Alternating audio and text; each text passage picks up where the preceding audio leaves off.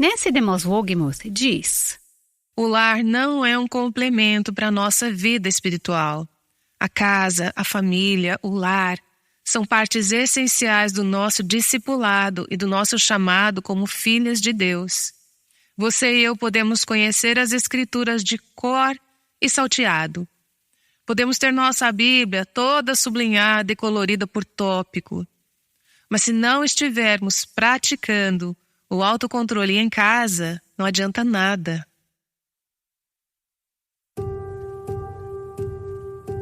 Este é o Aviva Nossos Corações, com Nancy DeMoss Wolgemuth, autora de Mulheres Atraentes Adornadas por Cristo, na voz de Renata Santos. Temos estudado Tito 2, de 1 a 5, já há algumas semanas. E temos aprendido sobre muitos tópicos práticos e importantes para a vida cristã. Hoje vamos explorar a recomendação de que as mulheres devem estar ocupadas em casa. Nancy vai nos ajudar a entender esta frase. Este estudo tem sido muito útil para mim e espero que também seja para vocês. Como tem sido importante ver cada uma dessas palavras, cada uma dessas frases, especialmente em Tito 2, de 3 a 5, e analisá-las como se fossem uma pedra preciosa. Olhar para essa joia por vários ângulos e assim ver suas diferentes facetas. Nesses versículos, vemos a sabedoria, o aprendizado e o crescimento de uma vida inteira. Vamos desvendá-los aos poucos, sem apressar as coisas. Esta série tem levado várias semanas e vai se alongar por outras mais. Vou ler de novo os versículos que estamos examinando e vamos selecionar uma frase desta passagem que vamos estudar hoje e nas próximas semanas. E lembre-se de que Paulo está falando sobre uma visão radicalmente contracultural para os crentes da ilha de Creta, onde Tito era o pastor. Ele diz: vocês não devem se parecer com o mundo. Se vocês quiserem sobreviver e prosperar como igreja, como povo de Deus, nessa cultura pagã, o Evangelho deve influenciar a sua maneira de viver e vocês devem vivenciá-lo juntos. A seguir, ele diz no versículo 3 de Tito 2 que as mulheres mais velhas devem ensinar o que é bom e assim orientar as mais jovens. Que orientação elas devem dar às mais jovens? A amarem seus maridos e seus filhos, a serem prudentes e puras. Já abordamos todas essas coisas e agora chegamos a outra frase: a estarem ocupadas em casa. E ele continua: e a serem bondosas e sujeitas a seus maridos, a fim de que a palavra de Deus não seja difamada. Nada como discutir assuntos polêmicos, não é? Estamos falando de coisas difíceis. Quero frisar que eu não sou Deus, eu não sou uma super intérprete das Escrituras.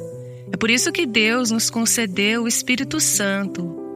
Só estou tentando trazer esses versículos à luz, dizer como eu os vejo, para que depois vocês possam digeri-los e aplicá-los às suas vidas. Então, chegamos à frase de hoje: estarem ocupadas em casa. E esse é um conceito estranho para grande parte da nossa cultura atual. E para alguns é uma ideia profundamente controversa, até mesmo ofensiva.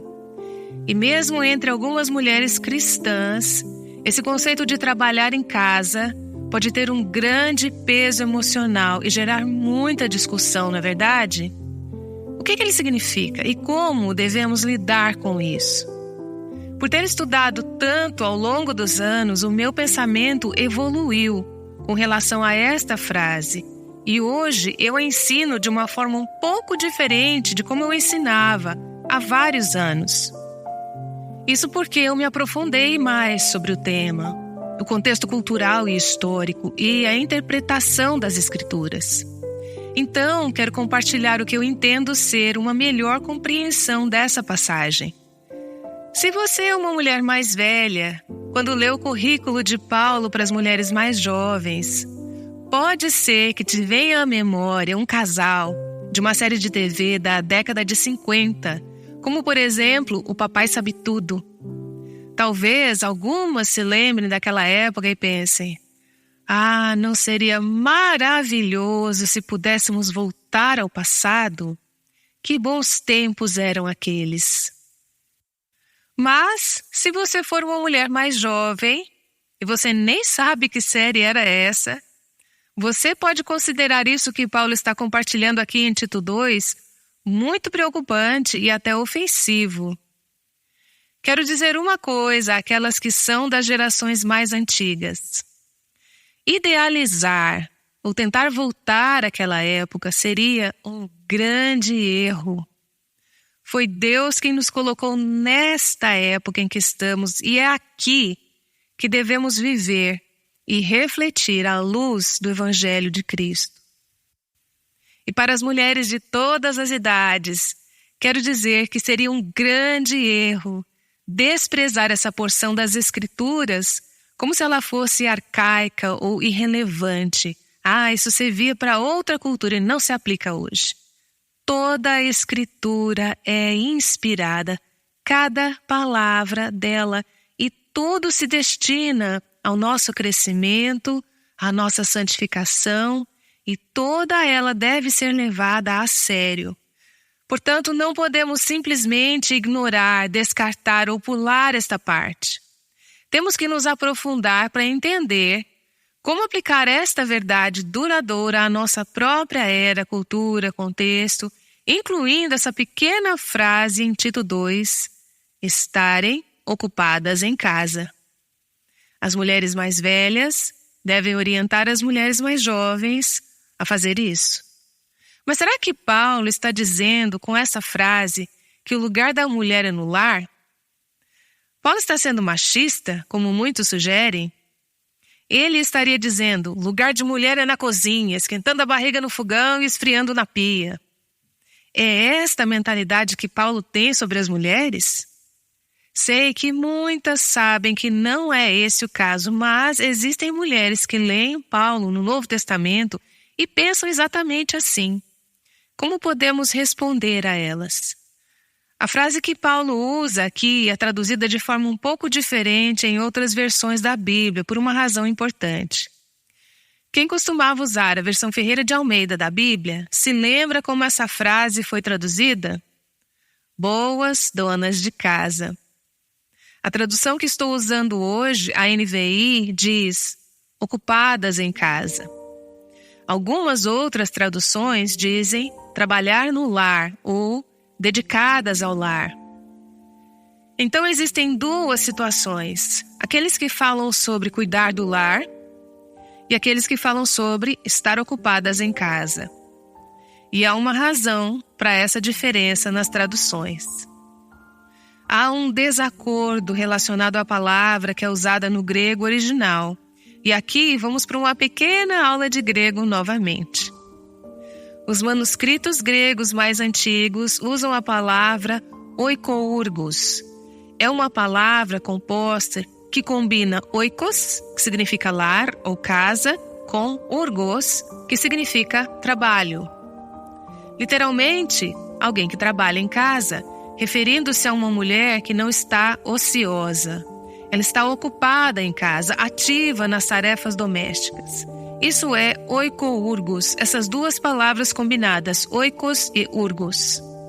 Existem outros manuscritos no grego original que usam uma palavra ligeiramente diferente, é oikosoros, que vem de duas palavras, oikos, casa ou lar, e oros, que significa guardião ou guarda. É aí que encontramos as palavras dona de casa, da versão Ferreira de Almeida. Então, uma palavra, se estiver correta, traria o sentido de trabalhar no lar. A outra palavra, se for a correta, seria guardiãs do lar, alguém que cuida do lar, responsável pelos assuntos domésticos. Felizmente para nós, inclusive para mim, que não somos estudiosas do grego, isso realmente não importa muito. Porque ambas as palavras, trabalhar no lar ou dona de casa, esclarecem a nossa missão e nosso chamado como mulheres cristãs. Em ambos os casos, o sentido geral da palavra é o de uma mulher devotada ao seu lar.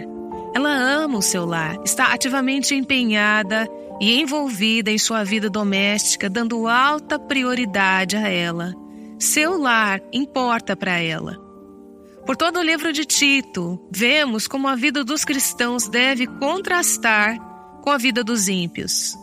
O povo de Deus deve viver de maneira diferente do restante da cultura. Nós deveríamos estar nadando contra a maré, deveríamos ser contraculturais. Mas isso não significa que devemos ser ofensivas, ter uma atitude ruim, de desdém ou desprezo, com relação aos que não veem a vida do nosso jeito. Nós devemos resplandecer como luzes brilhantes em meio à escuridão. Devemos ser diferentes.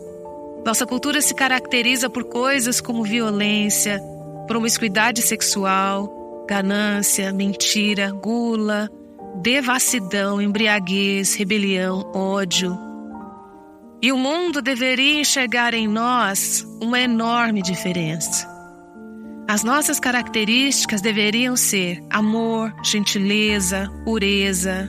Já falamos sobre isso nos últimos episódios. Domínio próprio, já falamos sobre isso também. Verdade, submissão, relacionamentos familiares bem ordenados. Nossos lares devem ser diferentes. Nossas vidas devem ser diferentes. Nossas prioridades, valores devem ser diferentes dos que são comuns aos do mundo. E uma das características das mulheres cristãs deveria ser amar seus lares, o que era conhecido no século XIX como a virtude da domesticidade. Domesticidade, quase não ouvimos mais falar sobre essa virtude, mas é uma virtude importante para as mulheres em todas as épocas. E creio que é uma maneira essencial de revelar o fundamento do Evangelho em nossa geração, que tem tão pouco senso de lar. A ideia de lar do mundo é muito confusa, fraturada, fragmentada, o que não quer dizer que os cristãos não tenham problemas familiares. Nós temos, mas deveríamos ter a graça à nossa disposição para lidar com essas questões.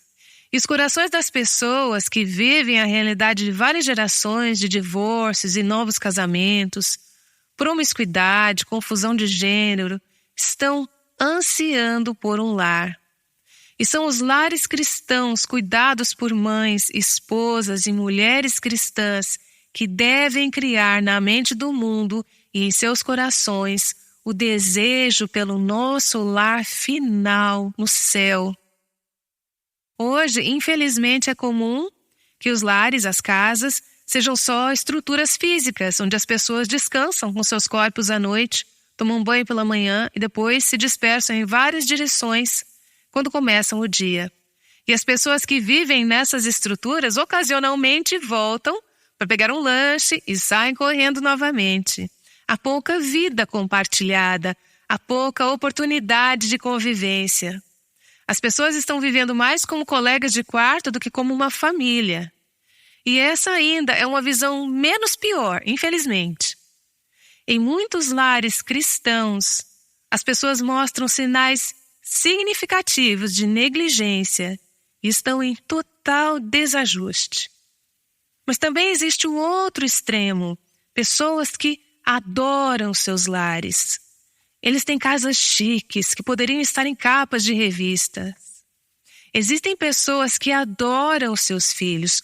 Tudo gira em torno de suas famílias e mais nada. Não há nenhuma percepção da família maior de Deus ou da missão maior do reino de Deus. E mesmo dentro de algumas dessas casas aparentemente perfeitas, as de capas de revista, descobrimos que os relacionamentos dentro dessas quatro paredes estão seriamente rompidos. Eu poderia contar muitas histórias assim, e sei que vocês conhecem algumas. Em alguns casos, se não estiverem rompidos, alguns relacionamentos são emocionalmente distantes e desonestos. A casa pode parecer perfeita no Pinterest, mas não é na vida real. É possível ver isso nas fotos no Natal. As pessoas postam as fotos das famílias, todo mundo feliz, sorrindo, todos unidos. Elas estão tão próximas uns dos outros. Durante anos, eu costumava colocar na porta da minha geladeira, do meu freezer, as fotos que eu recebia de Natal, mas eu não faço mais isso. Eu olhava para aquelas fotos e as pessoas que eu conhecia e pensava, essa família acabou de perder um dos pais para o câncer, ou esse pai tem um filho pródigo, rebelde, ou essa família está passando por um divórcio. Vemos fotos belíssimas e muitas vezes elas não são o que parecem, né? Muitas mulheres de hoje cresceram presenciando esse tipo de distância, desonestidade, rompimento ou algo assim. E esse é o único conceito de lar que elas conhecem. E Deus nos chama para ser luz nesse mundo confuso. Ele traz Tito 2 para esse tipo de realidade, lembrando-nos de que o lar não é um complemento para a nossa vida espiritual. A casa, a família, o lar são partes essenciais do nosso discipulado e do nosso chamado como filhas de Deus. Você e eu podemos conhecer as Escrituras de cor e salteado. Podemos ter a nossa Bíblia toda sublinhada e colorida por tópico. Mas se não estivermos praticando o autocontrole em casa, não adianta nada. Se nossos maridos, filhos ou nossos convidados não nos descrevem como amorosas e gentis, as palavras que lemos em Tito 2 não estão fazendo efeito em nós. Portanto, não importa se você é um gênio em teologia. Se as coisas não vão bem em sua casa, se você não está cumprindo o chamado de Deus para o seu lar, então algo está fora de ordem. Não podemos separar a nossa vida doméstica da nossa vida cristã sem perder algo que é essencial para a nossa comunhão com Deus e nossa utilidade para a sua missão no mundo. E quando minimizamos a importância de estabelecer e manter lares centrados em Cristo, lares que amam a Cristo, que revelam o Evangelho, quando nós achamos que isso tem a grande importância, ou mesmo quando o nosso principal objetivo para os nossos lares é apenas manter tudo funcionando no tempo certo, de maneira alinhada, dentro do cronograma, quando não damos prioridade a Deus sobre esse assunto, então nós diminuímos o enorme impacto que a nossa vida no lar deveria ter. Em Tito 1, Paulo fala sobre falsos mestres que estavam arruinando famílias inteiras. Eles estavam virando-as de cabeça para baixo, de dentro para fora. Paulo não menciona nessa passagem o que essas pessoas estavam dizendo, mas ele indicou que eles estavam fazendo isso por ganância. Pode ser que o que esses falsos mestres ensinavam estava agradando a população. O conteúdo agradava, vendia bem. E, aparentemente, parte do que eles estavam vendendo e ensinando estava subvertendo, minando o desígnio de Deus para as famílias. E vemos o mesmo acontecendo hoje. Se uma jovem tem como principal ambição ser uma esposa, mãe e dona de casa, ao invés de almejar ser, digamos, fisioterapeuta ou arquiteta, ela é tratada como se ela não tivesse um cérebro. As pessoas pensam, o que há de errado com você? Há vários anos, um importante seminário evangélico anunciou que planejava oferecer um curso de economia do lar. Uau, isso causou uma avalanche de comentários. Um pastor escreveu sobre eles em seu blog, caracterizando o curso como frívolo e tolo. Ele disse, um diploma de seminário em como preparar biscoitos é tão útil quanto um mestrado cristão em reparo automotivo. Ele estava simplesmente afirmando que era uma tolice mulheres cristãs serem treinadas para serem boas donas de casa. Bem, considerando esses posicionamentos e suposições, mesmo entre os cristãos, o que devemos fazer a respeito do fato de que a Bíblia inclui trabalhar em casa ou ser uma dona de casa no currículo básico para o treinamento de jovens mulheres? E essas jovens mulheres são as que, por definição, estão na época da vida que terão filhos e os criarão. E as mulheres mais velhas, que passaram por essa experiência, deveriam estar orientando essas mulheres mais jovens com base em suas experiências de vida, seus fracassos e seus sucessos. Elas deveriam estar orientando essas mulheres mais jovens a trabalhar em casa ou a serem boas donas de casa. É importante darmos uma olhada na história do trabalho e do lar. Ao fazer isso, tive uma compreensão maior do que Paulo está descrevendo aqui e sobre o que ele está e não está dizendo para nós hoje. Eu tenho uma amiga chamada Carolyn McCauley. Ela já participou de um episódio antes. Ela escreveu, em coautoria com outra mulher, um livro chamado Mulher, Cristã e Bem-Sucedida, redefinindo biblicamente o trabalho dentro e fora do lar. Esse livro e as conversas com Carolyn têm sido extremamente úteis para mim, me ajudando a entender o que Paulo está dizendo aqui quando ele fala sobre estarmos ocupadas em casa ou sermos donas de casa. Em geral, existe uma divisão clara entre o que acontece em casa e o que acontece no trabalho. E isso é algo muito antigo. A maioria das pessoas que trabalham se levantam, saem de casa e vão para outro local para fazer o seu trabalho.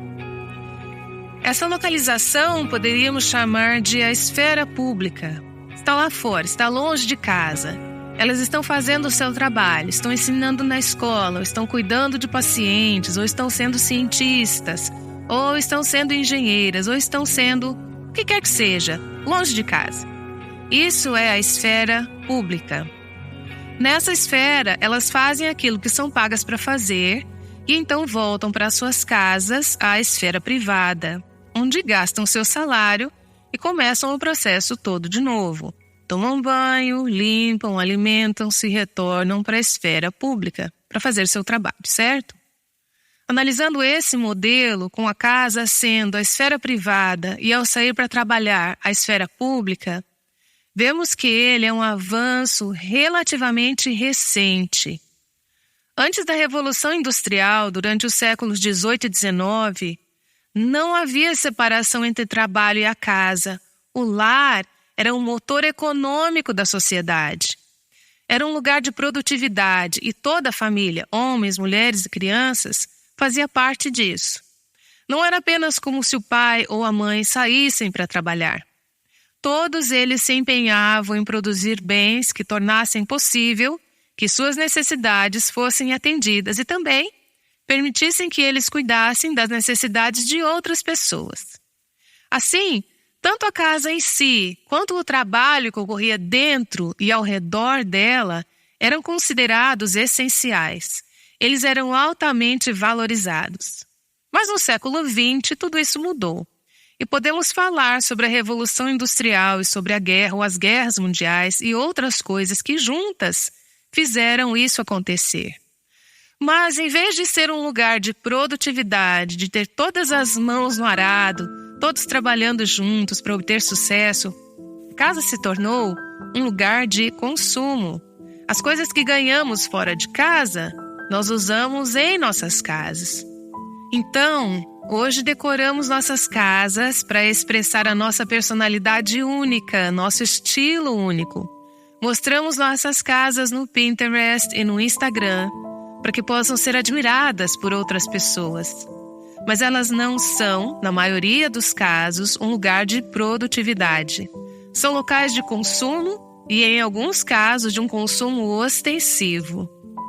Na maioria dos casos, nosso trabalho e nossas casas hoje tendem a correr por trilhas separadas. Existem exceções, mas em geral, a esfera pública, que é o mercado onde a pessoa é paga por seus trabalhos, tornou-se o reino mais valorizado. A esfera privada, por outro lado, o lar, que costumava ser o centro da produtividade e o motor econômico da sociedade, a esfera privada, foi desvalorizada. Justo o lar, onde os casamentos amorosos são nutridos, onde as crianças são discipuladas e treinadas, onde os membros deficientes da família ou idosos podem ser cuidados e a hospitalidade e o cuidado podem ser estendidos a amigos e vizinhos. Coisas pelas quais não somos pagos para fazer.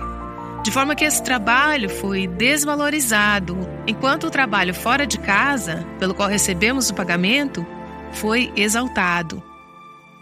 Assim, aos olhos do mundo, bem como aos nossos próprios olhos, muitas vezes, as mulheres de hoje derivam seu senso de identidade e status do trabalho produtivo feito fora de casa, na esfera pública, trabalho pelo qual são compensadas financeiramente.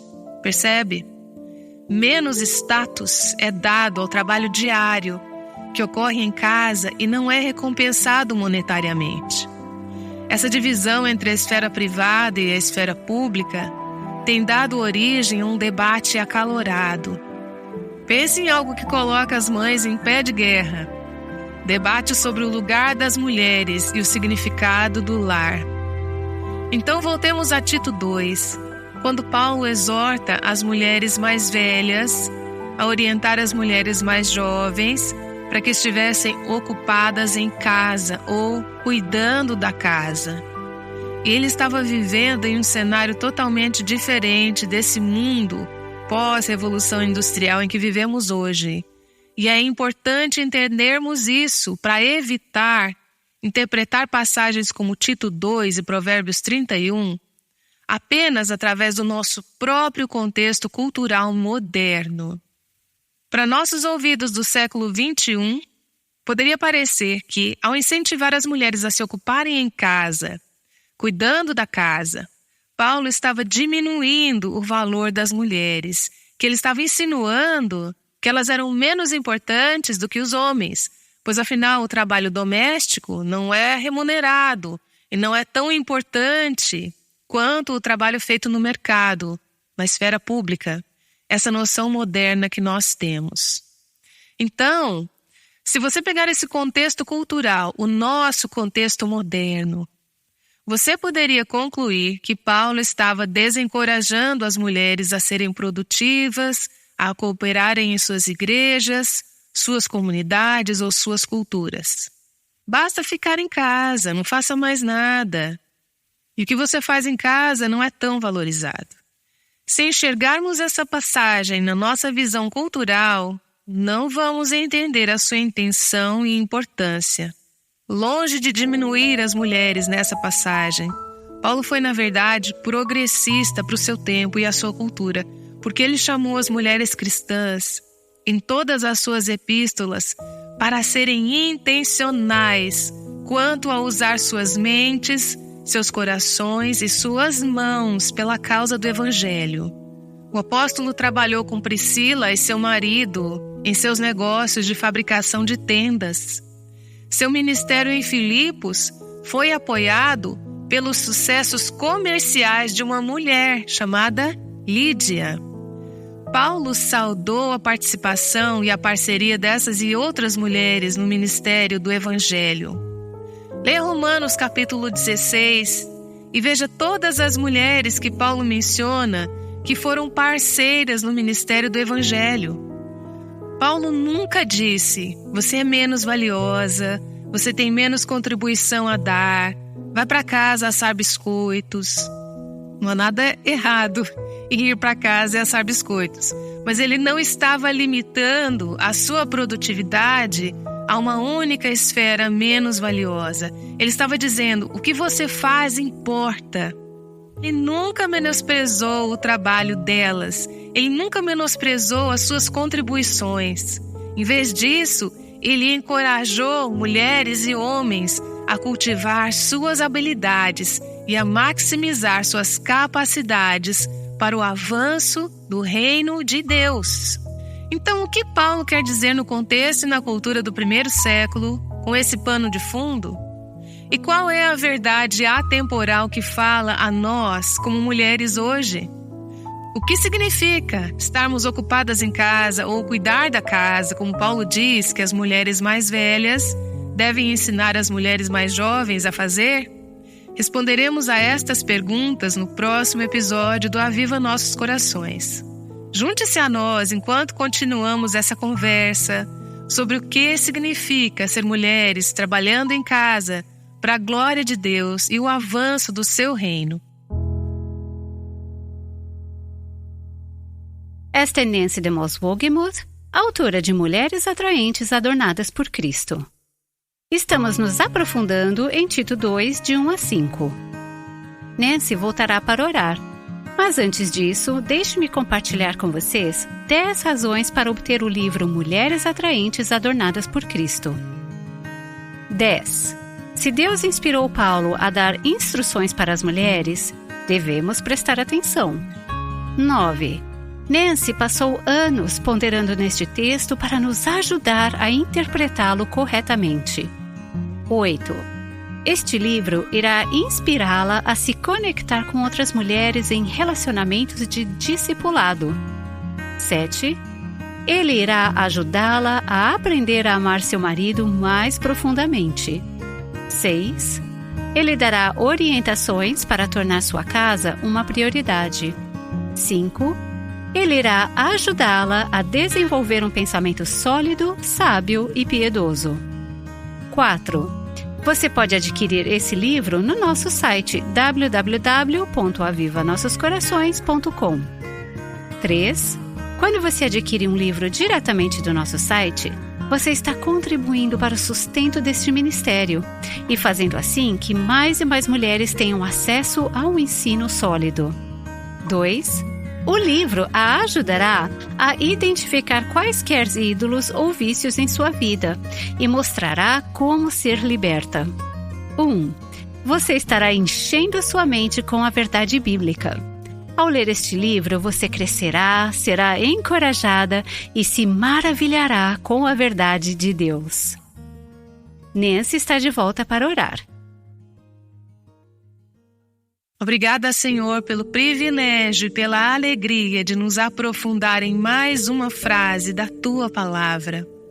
Há tanto significado nela e queremos entendê-la e vivenciá-la. Queremos ser mulheres contraculturais e queremos, no contexto de nossas casas, quer sejamos casadas ou solteiras, jovens ou idosas, queremos honrar ao Senhor, queremos glorificá-lo. Queremos que o nosso lar reflita o Evangelho de Cristo. Então, pedimos que o Senhor abra os nossos corações para a Tua verdade e mostre-nos o que ela significa, para que vejamos nossos lares de maneira que Tu vês. Que a nossa vida, então, possa direcionar essas pessoas para Jesus, tanto na esfera pública como na esfera privada. Eu oro em nome de Jesus. Amém.